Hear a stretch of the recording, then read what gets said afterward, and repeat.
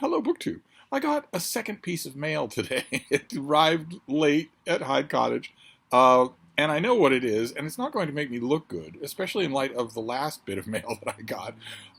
Those of you who are new to the channel, there are quite a few of you who are new to the channel. In fact, it looks to me we went through this weird kabuki drama last time where the channel reached 12.4K subscribers, and before I could get the questions for our Q&A done, we reached 12.5K. It looks like that's going to happen again. It looks like I'm going to get to my 12.5K Q&A questions only when we've reached 12.6. But that means there are new people to the channel, and some of you will not know that I like to buy tech. I like to explore the world of tech. Not like the tech channels do here on BookTube, much though I love some of them, because my needs for tech are primitive. My needs for tech topped out at a kind of very primitive word processor with basic email capability. That's all I really need tech for. I don't game with it. I don't watch, elaborate videos or make elaborate videos on it. So that opens up a world in which older tech is of infinite interest to me because it could still serve all of my purposes and might be an innovation or variation I really, really like. So I periodically look around for old tech, and I found a piece of old tech that I want to show you. It's 10 years old, more than that, and some of you are going to recognize it. Let's see if we can get it out of the box here. Can we get this out of the box, Baby Bean? What do you think?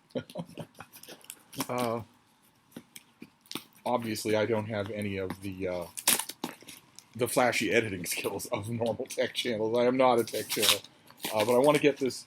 I want to get this device out of the box without destroying it, which is always the challenge. Let's see how congenially we can do this.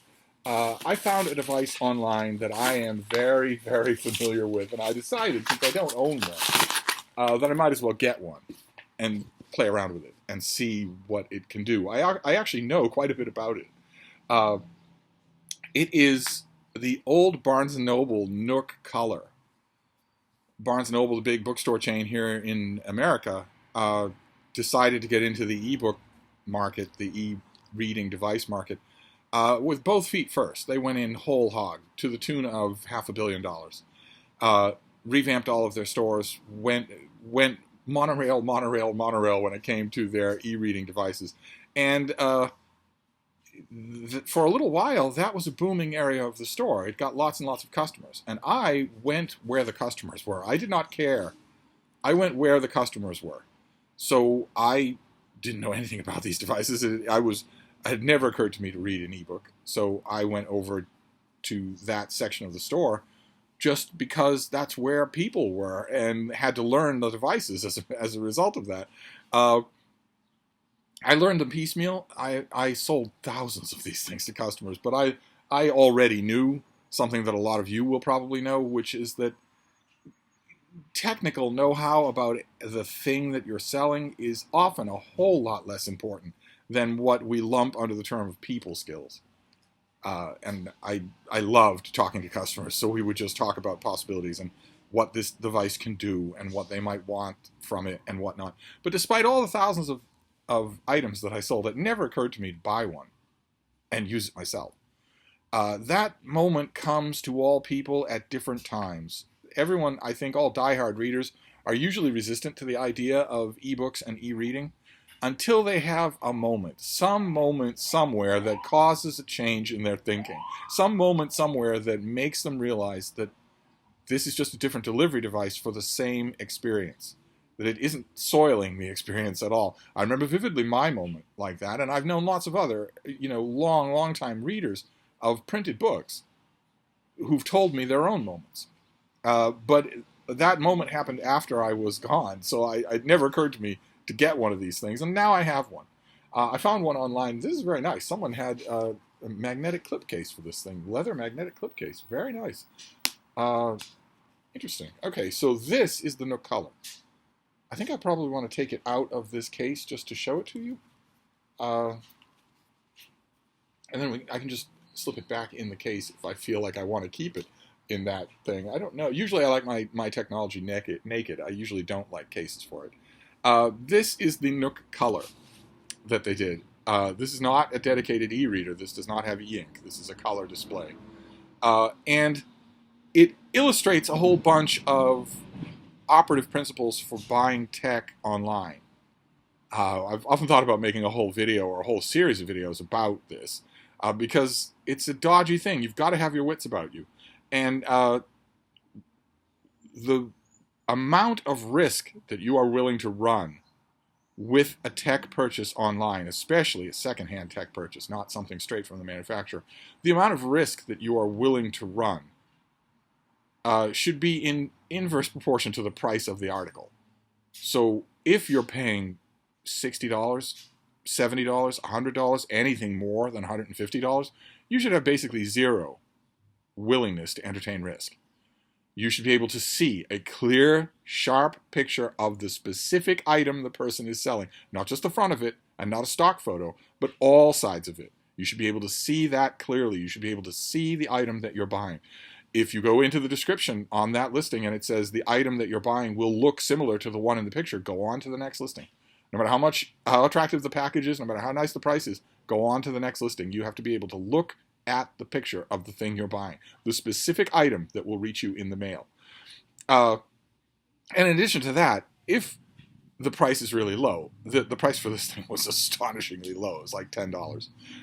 And if the price is that low, you can afford to take chances with dodgy descriptions.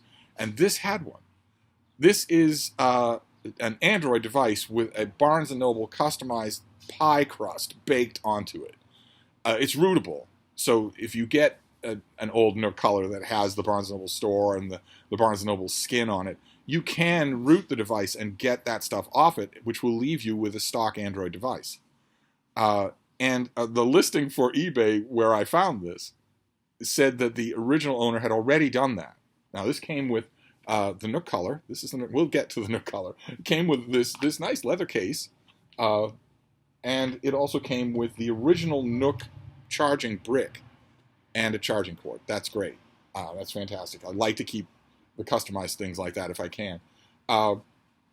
And if you don't root the device, then you're stuck with Barnes & Noble, a limited app drawer, limited book buying options, that sort of thing. If you root it successfully, then you have an Android device, and you can load the most primitive version of the Google Play Store onto it and have thousands, tens of thousands, hundreds of thousands of apps at your disposal. Not a lot of them will work on a device this old, but the basic ones will. That's the point I was making, is that my use for this kind of old technology, they meet my uses. I don't have any advanced uses that I want something for. So since this was dirt cheap, I was willing to experiment. I have no idea, as you can see, it's not on. I have no idea what the original owner did with this. But this is the Nook Color. Rather interesting design. This is a weird feature here, this little cutout at the bottom. I think one of the sales reps for this thing said this was supposed to sort of look like a turned page or a turned down page. It's also perfect for hanging things on, a lanyard with, keys or a flashlight or something like that on.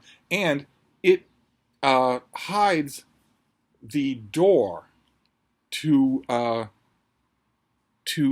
your micro SD storage. See that? You can put a micro SD card in there. There's a little magnet right there that will hold the door in place, that will expand the memory on this thing. This thing has 8 gigs of memory. But only about 5 of those gigs are actually available for you to use. The machine is using the others. So it's about 5 gigs of memory on this thing, which it's okay for books, but you're going to run out. If you're an avid reader, you're going to run out of space pretty soon. And the micro USB drawer there allows you to put in a micro SD card of up to 32 gigs, which will hold plenty of books, thousands and thousands of books. So you won't need to worry about space when you do that. I think I've got a bunch of micro SD cards I can put in there and give it a try. And you've got a very simple, attractive design. The rim and the chassis in front are this kind of solid metal. The back is rubberized, just a bit, so that so that it will grip in the hand. It's a really nice fit in the hand, and it has nothing going on. There's the power charging port down there, but aside from that, if I remember correctly, you've got the power button right up here, and on the other side, also at the top so that you're well out of the way of the hands, you're never going to touch those accidentally, is your volume controls, because this does have speakers. Shall we turn it on and see if the original seller put any power in this thing, or am I going to have to charge it up? Yeah, they did.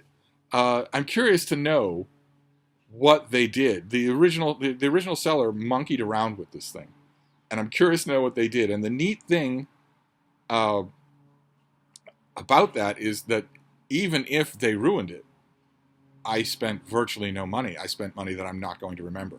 So that's what I mean by how much risk you're willing to take on board should be a direct reflection of how much the item costs. I know that's common sense.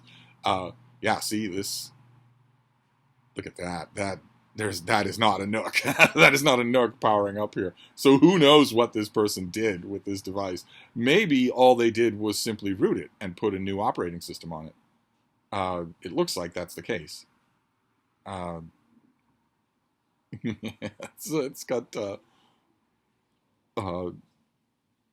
It's got a lock signal right there, right? So it could be, I mentioned in an earlier video today, it could be that this is a locked device and that the seller either knew that and figured, a sucker's born every minute. In this case, the sucker would be me, or didn't know it and was selling it just assuming that it wasn't. So let's see. The nice thing about this whole experience is that if this is a locked device and no good to me whatsoever, there were plenty of other Nook Colors online, on eBay and everywhere else that I could get. I can get another one for really cheap. And if needs be, if this doesn't work, I was curious to know what this original owner did with this thing. But if this doesn't work, there are plenty of older Nook e-readers. I'm looking for a really good e-reading experience. Now that I've converted to e-reading so much, I'm looking to see which of these old devices will give me the kind of e-reading experience I really like. Yeah, it looks like this is locked. I will have to consult the original owner and see the seller and see what they can tell me. Interesting. But oh no, it opened. There we go. So we have settings, we have a browser of some kind, and we have the Google Play Store already installed on this. So somebody did. This is not a Barnes & Noble operating scan anymore. Somebody did revamp this completely. And if they can do it, I can do it. So I can customize this. Great. Fantastic. Okay. Well, as I was saying, if this hadn't behaved, it looks like this is going to behave, so I can dig into this. I'm glad that they've reconfigured settings. That's good.